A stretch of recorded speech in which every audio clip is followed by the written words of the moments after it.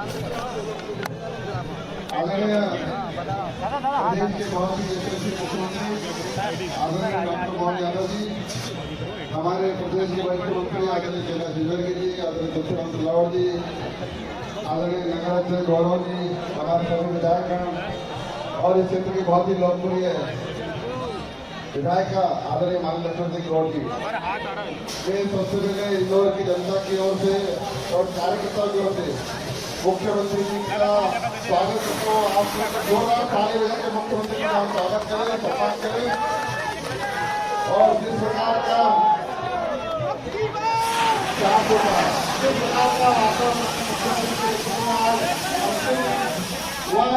मुझे पूरा विश्वास है कि हमारे नेतृत्व के मार्गदर्शन में हमारे हजारों कार्यकर्ताओं की मेहनत है और इंदौर की जनता के आशीर्वाद से इंदौर नया इतिहास बनाएगा जिसका जय जय श्री राम।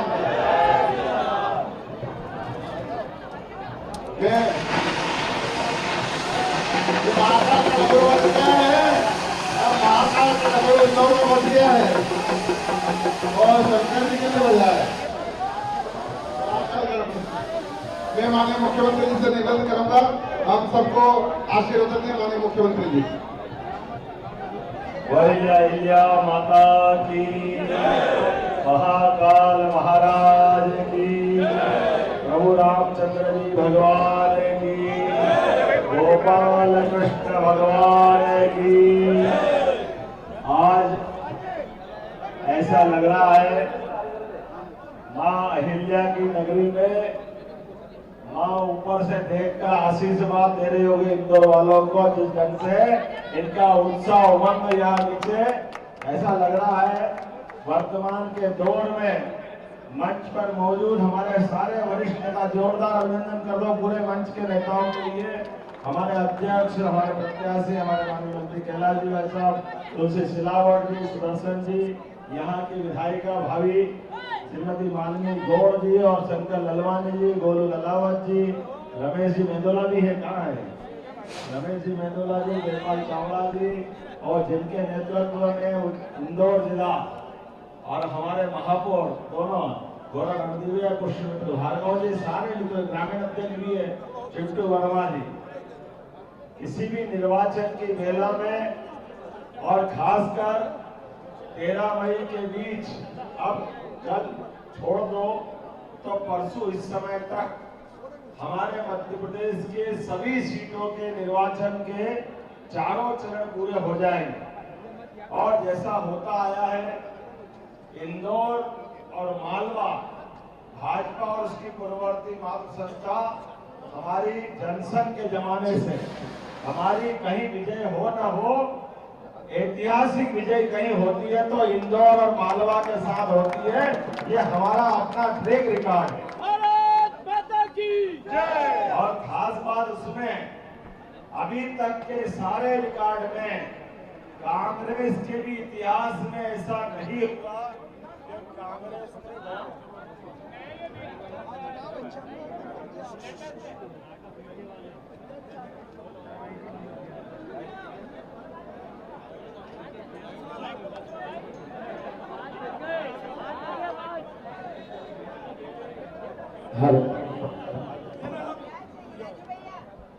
कांग्रेस का नाम लो तो माइक की भी हवा निकल जाए। कांग्रेस के इतने बुरे दिन आएंगे मैं समझ नहीं पा रहा हूं। और कितने बुरे दिन आए, आजादी के पहले से आज तक कभी ऐसा नहीं हुआ कि कांग्रेस ने लोकसभा या विधानसभा चुनाव के पहले ही पहली बार घुटने टेकते हुए इतिहास में यहाँ कांग्रेस के प्रदेश के द्वारा, भैया बंद कर दो तुम्हारी हवा बहुत निकल गई, कांग्रेस के बंद हो गया, कितनी हवा निकालोगे। हम सब जानते हैं समाजवादी पार्टी के माध्यम से खजुराहो सीट में कांग्रेस ने कॉम्प्रोमाइज करते हुए किसी दल के साथ मिलकर के पहली बार चुनाव लड़ने का निर्णय किया। ये निर्णय ये बताता है कि कांग्रेस अंदर से पूरी खोखली हो गई, कांग्रेस को डर लग रहा और बची कुची इंदौर वाले ने पूर्ति कर दी। आपके यहाँ तो 40 साल से कभी कांग्रेस जीती नहीं थी। जब लड़ाते थे तब हारते थे, लाखों लाखों से हारते थे।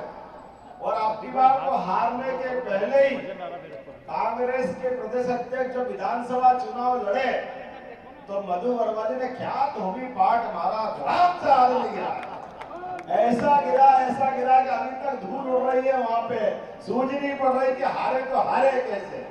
और हारने के बाद ऐसा डर लगा कि उनसे कहा कि भाई बीजेपी के भी प्रदेश अध्यक्ष लड़ रहे हैं, आप भी लोकसभा लड़ लो। कांग्रेस के 80 साल के नेता लड़ रहे हैं, राजगढ़ से 80 साल के, लेकिन ये 50 साल के कम वाले की हवा निकल गई कि भैया चुनाव में तो नहीं लड़ूंगा, आपको जिसको लड़ाना लड़ाओ। अब भाजपा की आंधी चल रही है, यशस्वी प्रधानमंत्री, और हमें इस बात का गर्व है कि ये हमारी धरती मां अहिल्या की नगरी की धरती है। इस धरती का इतिहास है। जिन मुगलों की सत्ताओं में हमारे देवस्थान तोड़े गए, काशी विश्वनाथ, सोमनाथ से लेकर सारे क्षेत्रों में अपनी यहाँ की धार्मिक के आधार पर यहाँ से बढ़कर के पूरे देश के देवस्थानों की ध्वजा लहराने का अगर कहीं रिकॉर्ड बना है तो इंदौर की धरती से ध्वजा लहराइए। इंदौर की धरती आज भी बनारस में जो पूजा करते काशी विश्वनाथ की, वो मंदिर बनवाया अगर किसी ने है तो इसी इंदौर की हमारी अपनी देवी अहिल्या माता के नाम से उसके माथे पे हमारे लिए गर्व की बात है। ये सनातन संस्कृति का गौरवशाली क्षण है। और आज भी जब हम अपने काशी विश्वनाथ का आनंद ले रहे हैं और आज ये मोदी जी के नेतृत्व में चुनाव की बात कर रहे हैं, तो चुनाव की बात ऐसे ही नहीं कर रहे हैं। हम दोनों दलों के अपने लोकसभा के बाद होने वाले नेताओं की सामने लाके चित्र की कल्पना तो करें। कौन नेता कैसे आकर के बात कर रहे हैं, बड़े जवाबदारी के साथ कहना पड़ेगा। एक तरफ ऐसा व्यक्ति है जिसके जीवन में एक सुई के दाग, कोई सुई की नोक के बराबर भी दाग नहीं है। उनका नाम है यशस्वी प्रधानमंत्री नरेंद्र मोदी, जिनके जीवन काल में पूरे देश की सेवा में ही जीवन दे दिया। और एक तरफ उनके और उनके अलावा सारे गठबंधन के, जिनका सही नाम है घमंडिया गठबंधन। हम सब याद करें, ये घमंडिया लोग 17 लाख साल पहले भगवान राम के जमाने में भी सोने की लंका लेकर के दुनिया में अत्याचार करने के लिए पैदा हुए थे। एक मुंह से नहीं 10-10 मुंह से बातें करते थे और अकल और बुद्धि का ऐसा दिवालियापन कि माता सीता के अपहरण के लिए नकली भगवाधारी बन करके गए थे। लेकिन याद रखना, माता ने भी लक्ष्मण रेखा पार करने की गलती कर दी। इंदौर वाले संकल्प करना, किसी भी हालत में लक्ष्मण रेखा पार मत होने देना। इंडियन नालायकी से बात चलाइए कि नोटा दबाओ। ये खुद तो इनके प्रत्याशी के साथ भाग गए मैदान में और हमको गलत रास्ते बता रहा है। ये लोकतंत्र का अपमान है। मैं आपसे अपील करना चाहता हूं, अगर हम में से इस बात के लिए जानते हैं कि डंके की चोट भारतीय जनता पार्टी का सौभाग्य से चुनाव चिन्ह कमल का है, इस फैले हुई गंदगी में, फैले हुए कीचड़ में हम सब संकल्प करें, यशस्वी प्रधानमंत्री नरेंद्र मोदी के नेतृत्व में भारत को दुनिया का नंबर 1 देश बनाने के लिए और प्रदेश को नंबर 1 का प्रदेश बनाने के लिए। अब जब भगवान राम मुस्कुरा रहे हैं, बाबा महाकाल के महालोक में आनंद आया है, तो आपका चुनाव तो गोपाल कृष्ण को मुस्कुराने का है। वो लोग मौका देंगे कि नहीं देंगे? बोले गोपाल कृष्ण भगवान की। हमारे लिए तो आपका समय और आनंद का है। जैसे हम भगवान का जयकारा करते हैं, कांग्रेस की नींद उड़ जाती है, ये बात मत करो, ये बात मत करो, ये बात मत करो। अरे हिंदुस्तान में भगवान की जय जयकार नहीं करेंगे तो क्या पाकिस्तान में करेंगे? इतनी समझ तो होना चाहिए कि नहीं होना चाहिए। और पता नहीं क्या पाकिस्तान से इनका संबंध है।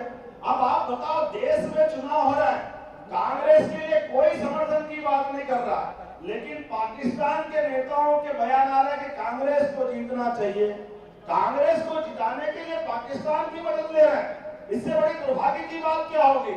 उसके उल्टे याद करो चरित्र 2014 के पहले का, जब पूरे देश में कभी बम फूटते थे और दिल्ली में कांग्रेस की सत्ता रहती थी, तो हमेशा इनके मुंह से निकलता है क्या करे, पाकिस्तान वाले मानते ही नहीं, हम बात करेंगे, आतंकवाद का मुद्दा बैठकर हल करेंगे।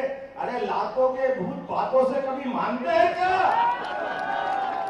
लातों को भूत कभी बातों से नहीं मानते। और ये सबसे प्रधानमंत्री ने 2014 में कहा था, जैसे हम सब जानते हैं, नेताजी ने कहा था कि आजादी के लिए तुम मुझे खून दो, मैं तुम्हें आजादी दूंगा। हमारे लिए वर्तमान का समय लोकतंत्र में भारत को आगे बढ़ाने का, ऐसे महापुरुषों के जीवन के वो उत्कृष्ट मुहावरे, उत्कृष्ट वाक्य याद करते हुए नरेंद्र मोदी ने कहा 2014 में आप मुझे वोट दीजिए, मैं समर्थ सरकार दूंगा, देश को आतंकवाद से मुक्त करूंगा, पूर्ण बहुमत की सरकार दीजिए। 2014 में धूमधाम से सरकार बनी और देश से आतंकवाद का खात्मा हुआ कि नहीं बताइए? पूरे देश से खात्मा हुआ। फिर दोबारा 2019 का चुनाव आया, नरेंद्र मोदी जी ने कहा अब की बार 300 पार। ये उन्होंने आह्वान किया, कांग्रेस के लोग कह रहे कहां से आएंगे, कैसे आएंगे, ये प्रश्न उठाते ही पूरा देश नरेंद्र मोदी के पीछे हो गया और अब की बार 300 पार करके बाहर गए। और क्या 300 पार हुए कि 6 महीने भी पार नहीं हुए और धारा 370 का कलंक, जिसने 40,000 लोगों की हत्या की, 20,000 से ज्यादा अपनी बहनों के सुहाग लुटे, ये सारा कलंक कांग्रेस के माथे पे था। बहुमत हो, वो सरकार बने तो नरेंद्र मोदी जैसी, एक झटके के साथ 3 तलाक के साथ 370 को भी रवाना कर दिया, ये होगी सरकार। और अब कह रहे माननीय मोदी जी 400 पार, तो कह रहे कि 400 पार करेंगे तो संविधान खतरे में हो जाएगा, इनकी सरकार बनेगी तो संविधान खतरे में हो जाएगा। अब इनसे कौन ये बताए कि भैया बनेगी तो मतलब आपकी है क्या दिल्ली में? अरे 10 साल से जिनकी सरकार है उनके बारे में कोई ये कर देंगे? अरे हाँ, ये 400 पार करेंगे तो देश को आगे बढ़ाने के लिए 400 पार करेंगे और देश के मामले में जो रंगे लगाएगा, देश की एक एक नीति जिससे हमारे विश्व में भारत का मान बढ़े, सम्मान बढ़े। और स्वामी विवेकानंद की वो 125 साल पुरानी घोषणा कि 21वीं शताब्दी भारत की होगी, उस बात के लिए संकल्पित है मोदी जी। जोरदार अभिनंदन करो, संकल्प करो, एक एक वोट आपका हमारा सबका भाजपा में गिरेगा। वो सब तैयार है? तो अपने हाथ की मुट्ठी बांधकर दोनों मुट्ठी बांधो। और आपकी बार को जब भगवान राम के आनंद आ गया, महाकाल का महालोक का आनंद आ गया, तो ये भी मान के चलो कि जमुना जी का कृष्ण कन्हैया भी बुला रहा है। अब की बार हमारे कृष्ण कन्हैया लाल की, और अपना धूमधाम से मथुरा भी मुस्कुराएगा, गोपाल कृष्ण भी मुस्कुराएगा। बोलो गोपाल कृष्ण भगवान की। तो आने वाले समय में सांस्कृतिक अनुष्ठान के लिए हम सब सांस्कृतिक राष्ट्रवाद के लिए अपना ये वोट समर्पित करेंगे और भारी बहुमत के साथ भाई शंकर ललवानी जी को जिताएंगे। बोलो सब तैयार है? अपने दोनों हाथ की मुट्ठी बांध के संकल्प करो, एक एक व्यक्ति। जब तक एक एक वोट भाजपा के पक्ष में नहीं पड़ जाए तब तक हम शांति से नहीं बैठेंगे। बोलो भारत माता की, भारत माता की।